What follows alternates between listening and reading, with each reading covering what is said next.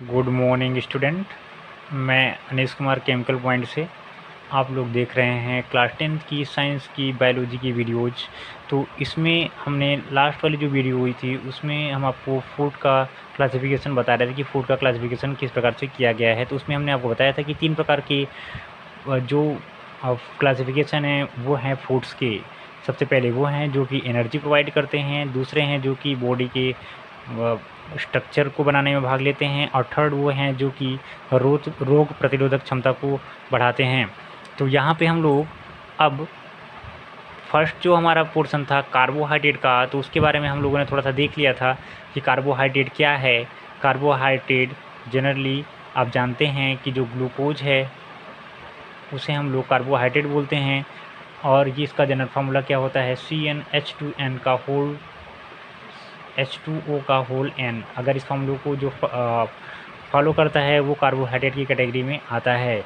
तो इसके 3 पार्ट होते हैं, हमने आपको बताया है, मोनोसेकेराइड, डाइसेकेराइड और पॉलीसेकेराइड। एग्जाम्पल हमने आपको बता दिया है कार्बोहाइड्रेट का। आज हम लोग दूसरा देखते हैं सप्लीमेंट, जो है कि प्रोटीन, यानी कि हमारा मेन टॉपिक क्या रहेगा आज का, वो रहेगा प्रोटीन। अब प्रोटीन क्या है हम लोग आज डिस्कस करेंगे इसके बारे में।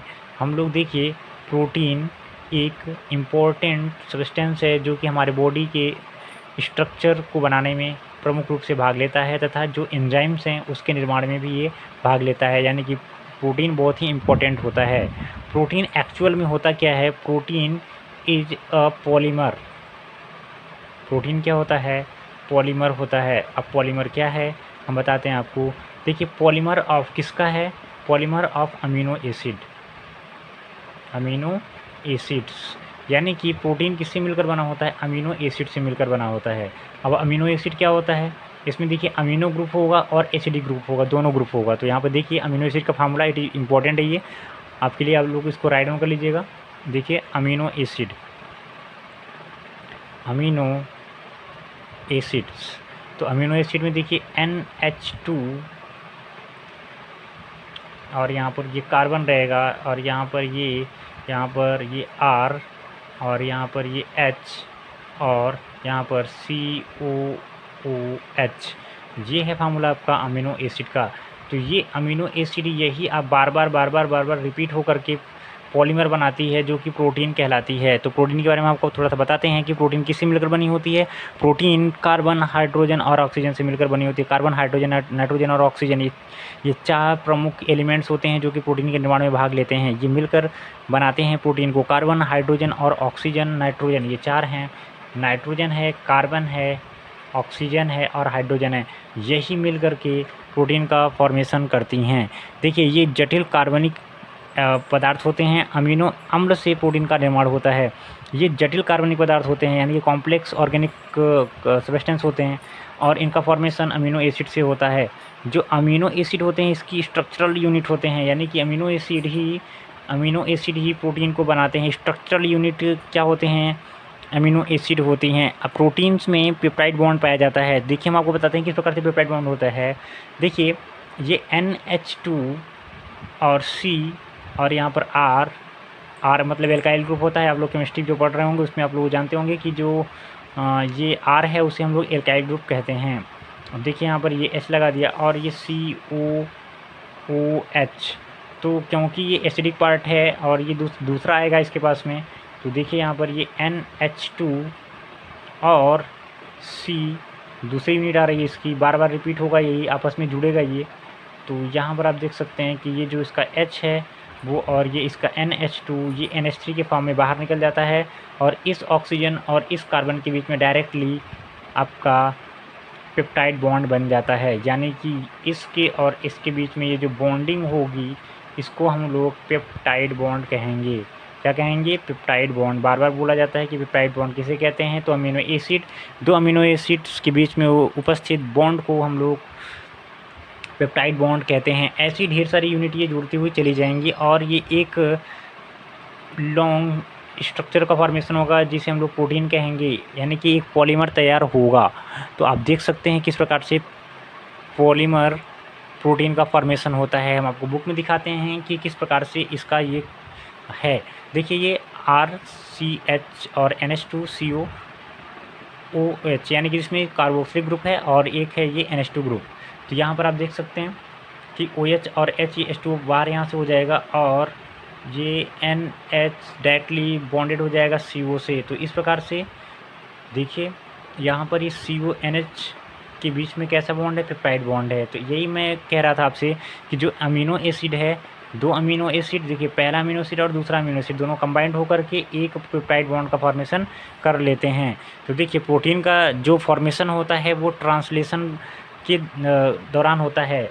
ट्रांसलेशन क्या होता है, देखिए दो प्रक्रियाएं होती हैं, एक होता है ट्रांसक्रिप्शन और एक होता है ट्रांसलेशन। ट्रांसक्रिप्शन देखिए क्या करता है ट्रांसक्रिप्शन में mRNA का फॉर्मेशन होता है। अब mRNA क्या है, आगे आप लोग देखेंगे इसके बारे में कि mRNA क्या है। मैसेंजर RNA बोलते हैं इसको, ये एक टाइप का RNA होता है। mRNA में कोड होते हैं जिससे कि प्रोटीन का फॉर्मेशन होता है, और इस mRNA से प्रोटीन के फॉर्मेशन की प्रक्रिया को हम लोग ट्रांसलेशन कहते हैं। ट्रांसलेशन कहते हैं। जो ट्रांसलेशन के द्वारा जब ट्रांसलेशन होता है यानी कि mRNA से प्रोटीन बनता है, तब इस प्रक्रिया को हम लोग ट्रांसलेशन कहते हैं। तो आपसे कोई पूछे कि प्रोटीन का फॉर्मेशन किस प्रक्रिया के द्वारा होता है, तो उसका आंसर होगा ट्रांसलेशन। ठीक है, तो ट्रांसलेशन के बाद आप देख सकते हैं कि इस क्रिया में जितने भी अमीनो एसिड यूज होते हैं वो लगभग 20 टाइप के होते हैं। तो 20 types of amino acids are required for our body, in which 10 are essential and 10 are non essential. मतलब ये 20 टाइप के हम ये अमीनो एसिड होते हैं। अगर बात करें हम अमीनो एसिड के, तो देखिए अगर आप आर ग्रुप पे आप चेंज कर देंगे यहाँ पर, देखिए ये 20 टाइप्स के अमीनो एसिड होते हैं। कितने टाइप्स होते हैं, 20 टाइप्स की। वही बार बार रिपीट होते हैं। तो अमीनो एसिड 1, अमीनो एसिड 2 ये आपस में कंबाइंड होकर के किसी दूसरे अमीनो एसिड का फॉर्मेशन करेंगे। ढेर सारे अमीनो एसिड आपस में मिलकर के प्रोटीन का फॉर्मेशन करेंगे।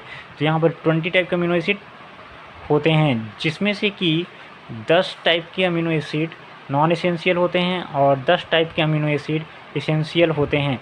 इसेंशियल और नॉन इसेंशियल का मतलब ये है, इसेंशियल का मतलब कि उन्हें हमें बाहर से फूड मटेरियल के द्वारा जो पल्सेस होती हैं, दालें होती हैं, उसके द्वारा लेना पड़ता है। और बाकी 20 टाइप्स की जो 10 टाइप के अमीनो एसिड्स हैं वो हमारी बॉडी खुद ही सिंथेसाइज कर लेती है। तो कुल मिलाकर 20 टाइप के अमीनो एसिड होते हैं।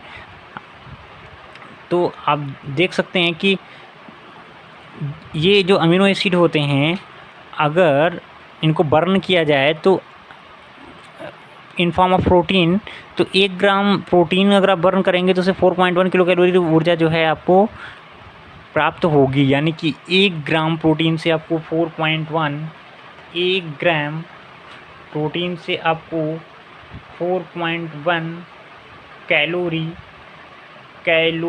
एनर्जी मिलती है। 4.1 कैलोरी एनर्जी मिलती है। इतनी एनर्जी आपको 1 ग्राम प्रोटीन के ब्रेकडाउन से प्राप्त होती है। तो आप देख सकते हैं कि अमीनो एसिड्स क्या हैं। Amino acids nitrogen, hydrogen, oxygen से बने हुए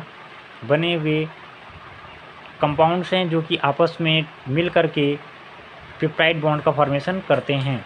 तो आप देख सकते हैं यहाँ पर, अगर बच्चों में प्रोटीन्स की कमी हो जाती है तो उसमें क्वाशरकोर रोग हो जाता है।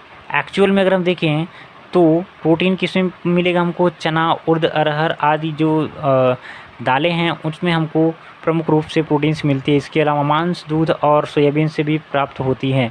प्रोटीन के फंक्शन क्या है हम यहाँ पर देख लेते हैं।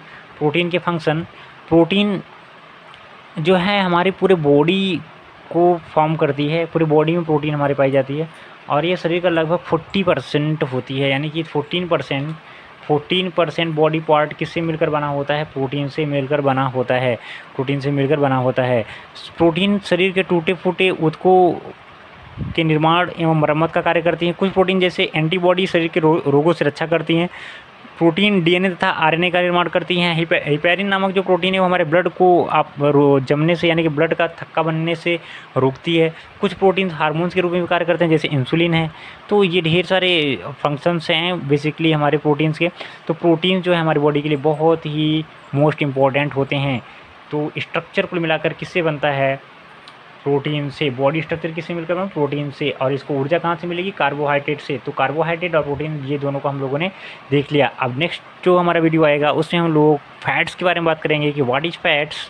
तो अभी मैं इस वीडियो में अभी तक के लिए बस इतना ही, और जो आगे का पोर्शन है उसे हम लोग नेक्स्ट वीडियो में देखेंगे। तब तक के लिए थैंक यू।